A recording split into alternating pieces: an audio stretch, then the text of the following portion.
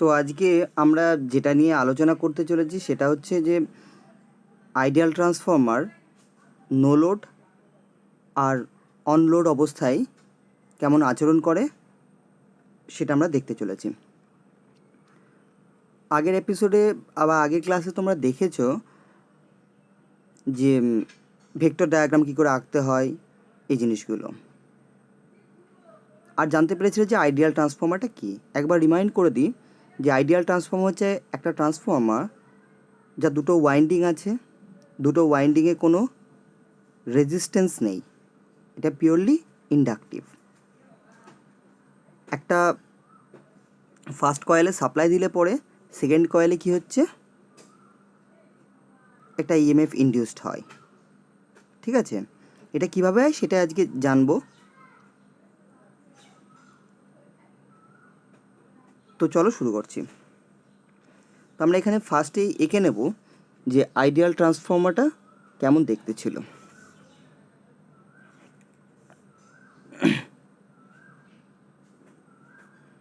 একটা কোর ছিল, iron core, তার দুটো যে সাইড লিম্ব আছে সেই লিম্বে কী ছিল না, কয়েলগুলোকে জড়ানো হয়েছিল, তাই তো। এটা একটা ফার্স্ট কয়েল আমরা ধরে নিলাম, আর উল্টো দিকে লিম্বে আমরা কি করেছি, এটাকে জড়িয়েছি। ঠিক আছে, তো এটা ফার্স্ট কয়েল, এটা সেকেন্ড কয়েল। আচ্ছা, এখন আমরা ফার্স্ট কয়েলে একটা সাপ্লাই দিয়েছি,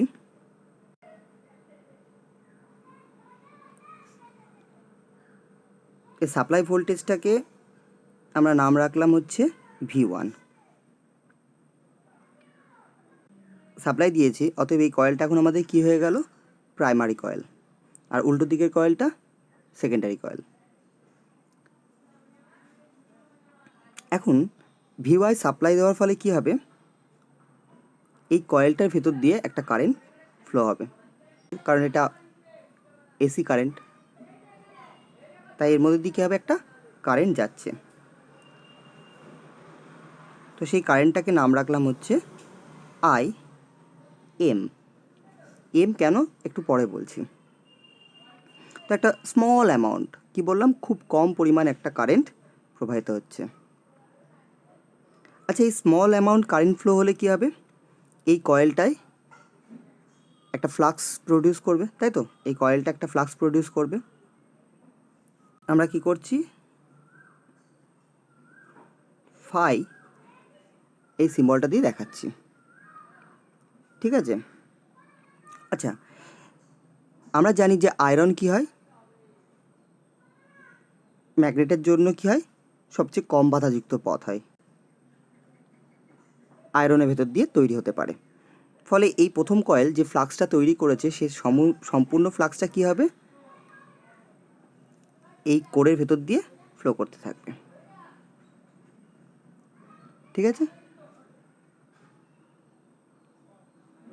আচ্ছা ফ্লাক্সটা কেমন ধরনের হবে, যেহেতু কারেন্টটাও যেটা কয়েলের মধ্যে দিয়ে যাচ্ছে সেই কারেন্টটা কেমন, অল্টারনেটিং ইন নেচার, মানে যে পরিবর্তনশীল, তাই ফ্লাক্সটাও কী হবে, অল্টারনেটিং ইন নেচার। তাহলে এই ফ্লাক্সটাও কী করছে, তার মান বারে বারে পাল্টাচ্ছে। তো ফ্লাক্সটাকে আমরা কি বললাম, একটা জায়গায় লিখে রাখি এটাকে ফাই। ঠিক আছে, দিয়ে সূচিত করলাম যে এই ম্যাক্সিমাম ভ্যালু একবার পজিটিভে যাচ্ছে, পজিটিভ ফাই হচ্ছে, আবার নেগেটিভের দিকে ওর মানটা ফাই হচ্ছে, তাই প্লাস মাইনাস ফাই লিখলাম। আর ফাইটা কি না, এই ফ্লাক্সের ম্যাক্সিমাম ভ্যালুকে বোঝানো হলো। তো এখন কি হবে, অ্যাকর্ডিং টু ফ্যারাডেজ ইলেকট্রোম্যাগনেটিক ইন্ডাকশান, এই ফ্লাক্সটা দেখো প্রথম কয়েলকে কাট করছে, প্রথম কয়েলের ভেতর দিয়ে যাচ্ছে। মনে রাখার বিষয়, এই ফাই ফ্লাক্সটা প্রথম কয়েলের জন্যই তৈরি হয়েছে, যেহেতু প্রথম কয়েলের ভেতর দিয়ে আইএম কারেন্টটা ফ্লো করছিল, তার জন্যই ফ্লাক্স ফাইটা তৈরি হয়েছে।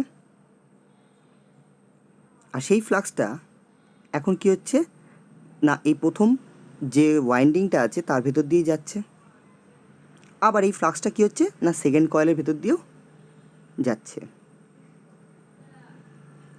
অ্যাকর্ডিং টু ফ্যারাডের ইলেকট্রোম্যাগনেটিক ইন্ডাকশন ল যেটা আছে সেটা কি বলেছে, কোনো কয়েলের চারপাশের ম্যাগনেটিক ফিল্ডের মান যদি বারে বারে পরিবর্তনশীল হয় তাহলে কি হয়, সেই পরিবর্তনশীল ম্যাগনেটিক ফিল্ডের মধ্যে থাকা যে কয়েল, কন্ডাক্টর বা ওয়াইন্ডিং যাই থাকুক না কেন তার মধ্যে কী হবে, একটা ইলেকট্রোমোটিভ ফোর্স ইনডিউসড হবে। বারে বারে পরিবর্তন হচ্ছে মানটা। অতএব এই পরিবর্তনশীল ফ্লাক্সের জন্য প্রথম কয়েলে কী হবে না একটা ইলেকট্রোমোটিভ ফোর্স ইনডিউসড হবে বা ইএমএফ ইনডিউস হবে। সেই ইএমএফটাকে আমরা নাম দিলাম E1। ওকে, তাহলে এতদূর পর্যন্ত ক্লিয়ার?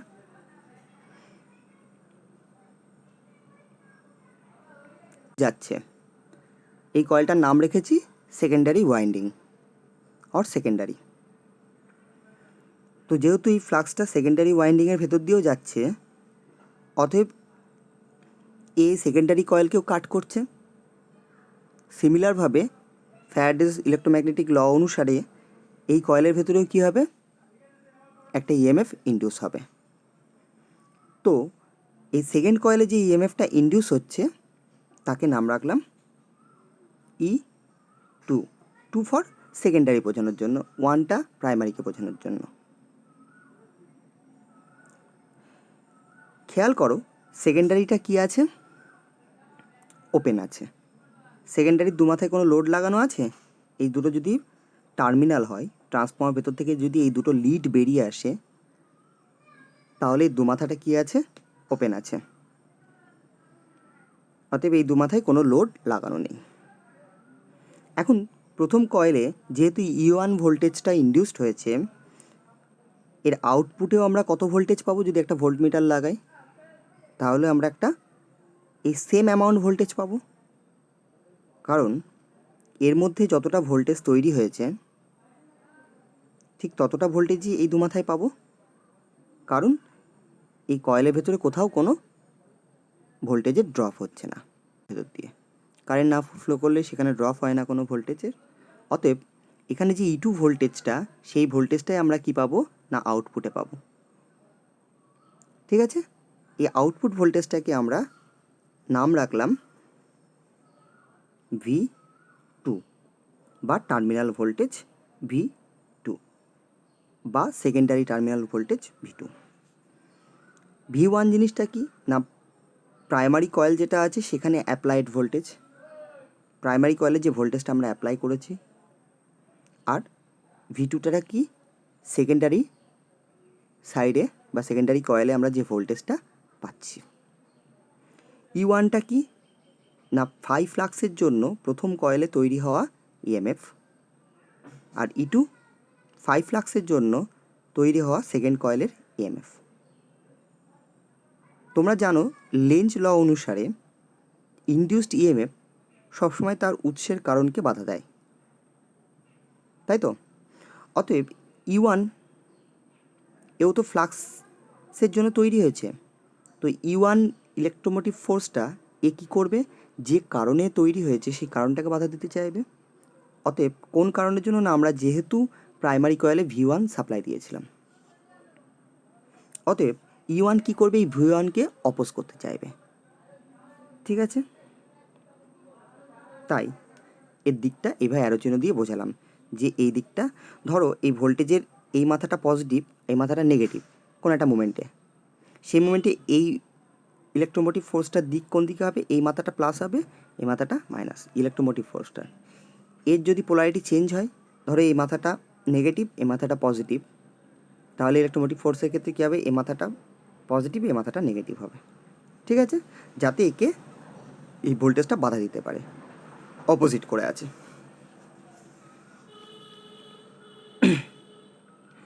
আর E2 দিক কোন দিকে হবে, E2 দিকও এই E1 যেদিকে, E2 দিকও সেদিকে, কিন্তু এ কাউকে বাধা ডাইরেক্টলি দিতে পারছে না, তাই না? E2 দিকটাও হবে এদিকে।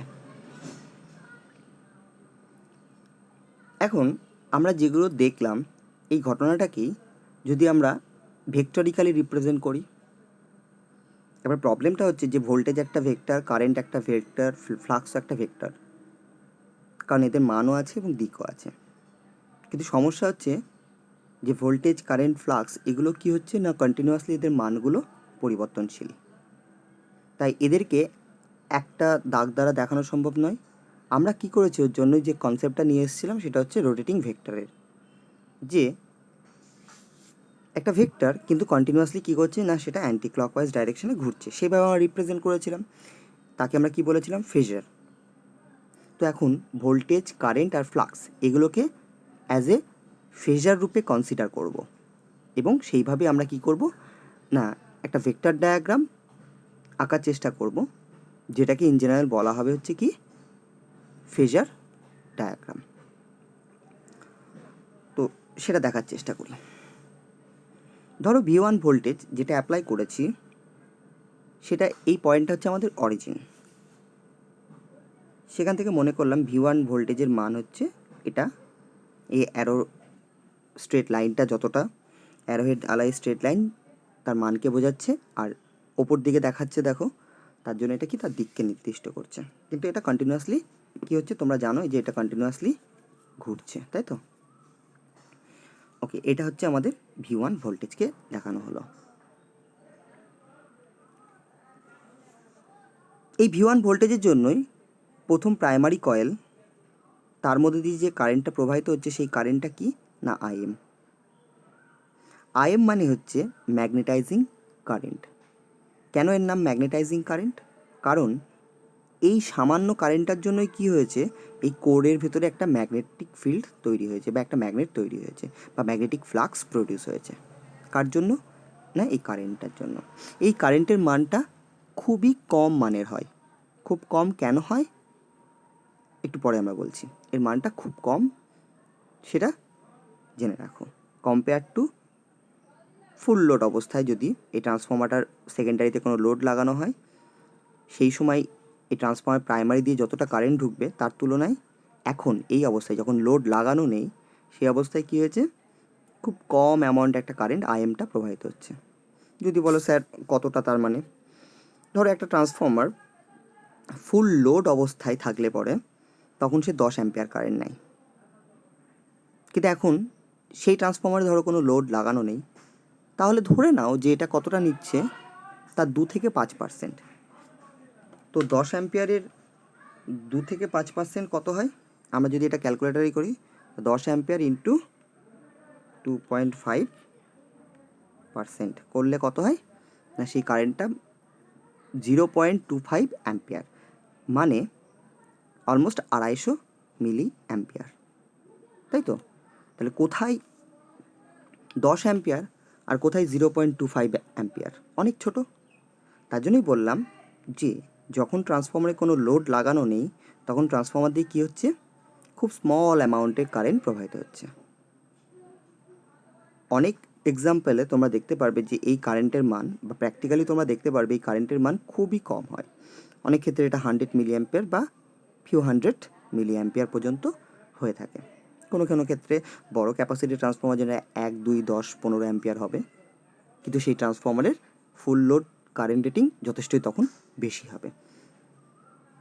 ঠিক আছে, তো ওর দিকে দেখি, যেহেতু এই কারেন্টটা পিওরলি ইন্ডাকটিভ কয়েলের মধ্যে দিয়ে যাচ্ছে, পিওর ইন্ডাক্টর কারেন্টকে কী করে, ভোল্টেজের তুলনায় কারেন্টকে 90 ডিগ্রি ঠিক পিছিয়ে দেয়।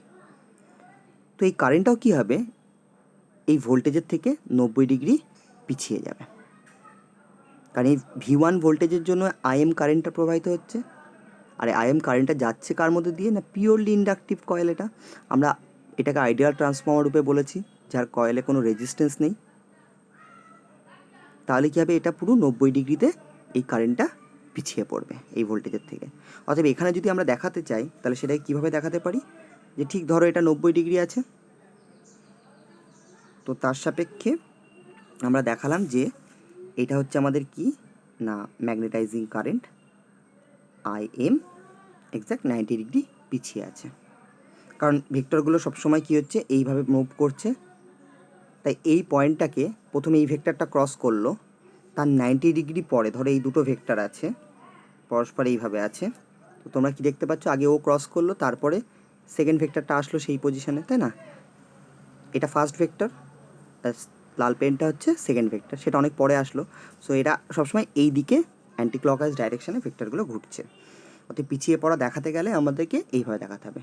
আমরা যদি এই দিকে দেখাতাম তাহলে কারেন্টটা কী হতো, এগিয়ে যেত বলে ধরা হতো। তাহলে এটুকু বুঝতে পারলাম যে V1 ভোল্টেজের জন্য কী হয়েছে, IM কারেন্ট প্রবাহিত হচ্ছে, আর সেটা কী হয়েছে না, ম্যাগনেটাইজিং কারেন্টটা কী হয়েছে, 90 ডিগ্রি পিছিয়ে গেছে। আচ্ছা, এই ম্যাগনেটাইজিং কারেন্টের জন্য কী হয়েছে না, ফ্লাক্সটা তৈরি হয়েছে, ফাই পরিমাণ ফ্লাক্স তৈরি হয়েছে, তাই তো? ম্যাগনেটাইজিং কারেন্টের জন্য ফাই পরিমাণ ফ্লাক্স তৈরি হয়েছে। এই ফ্লাক্সের দিকটা কোন দিকে হবে, যদি আমরা এই সেম ডায়াগ্রামের মধ্যে দেখাতে চাই, তাহলে ফ্লাক্সটাও দিকটা হবে হচ্ছে কারেন্টের দিকে, কারণ কারেন্ট যেদিকে আছে ফ্লাক্সটাও সেই বরাবরই তৈরি হচ্ছে, ঠিক আছে? বা কারেন্টের মান যেভাবে পরিবর্তন হচ্ছে, ফ্লাক্সের মান সেই একই তালে তালে পরিবর্তিত হচ্ছে। ফ্লাক্স যখন কারেন্ট সবচেয়ে কম তখন ফ্লাক্স সবচেয়ে কম, কারেন্টের মান যখন সবচেয়ে বেশি তখন ফ্লাক্সের মান সবচেয়ে বেশি।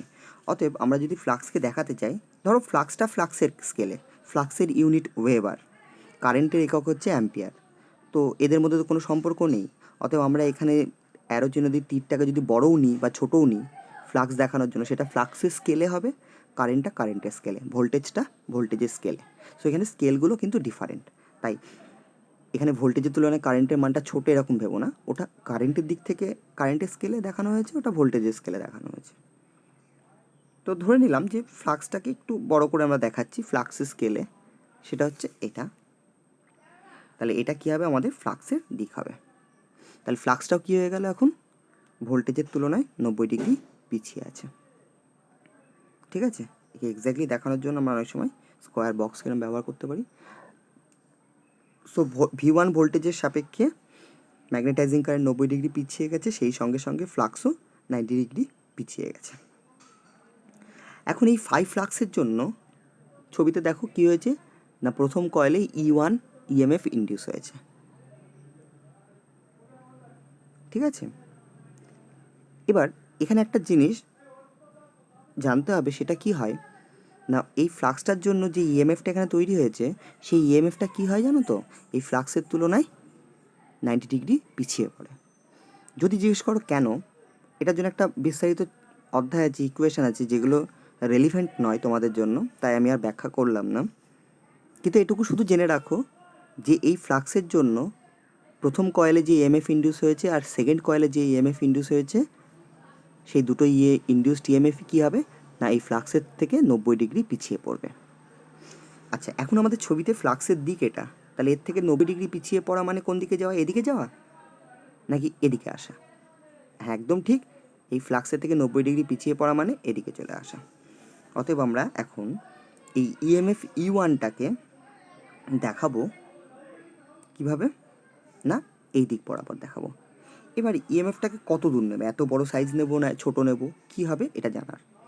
এখানে জেনে রাখো এই E1 ইন্ডিউসড ইএমএফটা নিয়ার ইকুয়ালস টু কী হবে, V1 ভোল্টেজের সঙ্গে সমান হবে, অলমোস্ট সেম, একদম সেম নয় কিন্তু প্রায় সেম। তাহলে V1 ভোল্টেজের মানও যতটা, E1 ভোল্টেজের মানটা ইন প্র্যাকটিক্যাল আমরা কি বলতে পারবো যে সেম মাপের হয়, সামান্য ডিফারেন্স থাকে, সেই সামান্য ডিফারেন্সের জন্যই কী হচ্ছে না, একটা কারেন্ট IM প্রবাহিত হচ্ছে। কনফিউজ হয়ে গেলে যে আমি বলেছিলাম V1 ভোল্টেজের জন্য কারেন্ট প্রবাহিত হচ্ছে, এখন বলছে যে স্যার V1 আর IM এই দুটো কারেন্টে I1 এই দুটো কারেন্টের জন্যই কারেন্ট প্রবাহিত হচ্ছে, কারণ V1 ভোল্টেজ যেদিকে E1 ভোল্টেজ তার অপোজিটে, তাই তো? তাই একে অপরকে বাধা দিচ্ছে। বা দুজন যদি বাধা দিয়ে একদম শেষ করে দেয় একে অপরকে, তাহলে কি কোনো কারেন্ট প্রবাহিত হবে? হচ্ছে না। কিন্তু এদের মধ্যে সামান্য, খুব সামান্য পার্থক্য থাকার জন্যই এই ম্যাগনেটাইজিং কারেন্টটা ফ্লো হচ্ছে, জাস্ট কোডটাকে যাতে ম্যাগনেটাইজ করা যায় এরকম অ্যামাউন্ট কারেন্ট প্রবাহিত হচ্ছে, এটা নিজে থেকেই ওখানে ডিসাইড হচ্ছে, ঠিক আছে? আমরা যেভাবে ট্রান্সফর্মারটাকে বিল্ড করেছি তার উপরে। তাহলে আমরা এখানে যেরকম নিয়েছি 4 সেন্টিমিটার নিয়ার, তো ততটা লেন্থেরই কী হবে আমাদের ঠিক অপোজিটে আমরা কি দেখাতে পারবো, E1 ইন্ডিউসড ইএমএফটাকে দেখাতে পারবো। তাহলে V1-এর অপোজিটে কী আছে, একদম এটা আছে। তাহলে এখন মিলছে, V1 ভোল্টেজের জন্য 90 ডিগ্রি পিছিয়ে গেছে কারেন্ট, ম্যাগনেটাইজিং কারেন্টটা IM।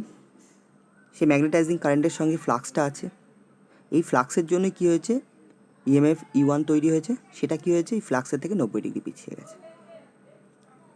সিমিলার ওয়েতে এই সেম ফ্লাক্স ফাইয়ের জন্যই সেকেন্ড কয়েলে বা সেকেন্ডারি ওয়াইন্ডিংয়ে কী হয়েছে, একটা ইএমএফ ইন্ডিউস হয়েছে, যেটার নাম E2। এখন E2-র মানটা কতটা হবে এটা ডিপেন্ড করবে এই ফ্লাক্স আর সেখানে থাকা কতগুলো পাক। তো বোথ কয়েলের জন্যই ফ্লাক্স লিঙ্কেজ সমান, দুটো কয়েলের মধ্যে দিয়ে সেম পরিমাণ ফ্লাক্স গেছে। তাহলে এখানে যদি পাক 100টা থাকে আর এখানে যদি পাক 100টা থাকে, তাহলে দুটো কয়েলেই কী হবে, সমান পরিমাণ ইএমএফ ইন্ডিউস হবে। ঠিক আছে, তো আমরা ধরে নিচ্ছি যে প্রথম কয়েলে পাক যে যতগুলো ছিল সেটা হচ্ছে N1, আর সেকেন্ড কয়েলে যতগুলো পাক ছিল সেটার নাম দেওয়া হলো হচ্ছে N2 সংখ্যক পাক আছে। কিন্তু আমরা যেখানে বলতে চাইছি যে N1 পাক লেস দ্যান N2 পাক, মানে কি, প্রাইমারিতে যতগুলো পাক আছে তার তুলনায় বেশি সংখ্যক পাক সেকেন্ডারিতে আছে। এটা ধরে নাও যে এখানে ধরো 100টা আছে, তো ওখানে 150টা আছে। আচ্ছা, তাহলে এখানে যদি 150টা পাক থাকে আর এখানে যদি 100টা পাক থাকে, এখন কি সমান তৈরি হবে ভোল্টেজ? একদম নয়। কেন? কারণ এর প্রতি পাকে, প্রতিটা এক একটা পাকের মধ্যেই ফ্লাক্সটা যাচ্ছে, তাই প্রতিটা পাকেই একটা করে ছোটো অ্যামাউন্ট ভোল্টেজ তৈরি করছে। এরমভাবে ধরো 100টা পাকে যতটা ভোল্টেজ হয়েছে সেটা টোটালটা যোগ হয়ে গিয়ে আমরা এই দুমাথায় পাচ্ছিলাম, যাকে আমরা E1 নাম রেখেছি। সেইভাবে এখানে প্রতি পাকে সমান পরিমাণ ভোল্টেজই তৈরি হচ্ছে। এখানে প্রতি পাকে যতটা ভোল্টেজ তৈরি হয়েছে, সেকেন্ড কয়েলেও প্রতি পাকে ততটাই ভোল্টেজ তৈরি হয়েছে, কিন্তু সেকেন্ড কয়েলের পাক সংখ্যা আলাদা হওয়ার জন্য সেকেন্ড কয়েলে মোট ভোল্টেজটাও কী হবে, আলাদা হবে। ঠিক আছে, তাহলে দুটো কয়েলের মধ্যে একটা সিমিলারিটিস আছে, সেটা কি, প্রথম কয়েলের প্রতি পাকে বা ভোল্টেজ পার টার্ন, শব্দটা কি, প্রতি পাকে যতটা ভোল্টেজ, সেটাকে আমরা কী বলি, ভোল্টেজ পার টার্ন। প্রতি পাকে যতটা ভোল্টেজ তৈরি হয়েছে, এরও প্রতি পাকে ততটাই ভোল্টেজ তৈরি হয়েছে। কেন না, কারণ দুজনের মধ্যে দিয়ে সেম অ্যামাউন্ট ফ্লাক্স যাচ্ছে, বা দুজনের সঙ্গে লিঙ্ক হওয়া ফ্লাক্সের মান সমান, যেটা হচ্ছে ফাই।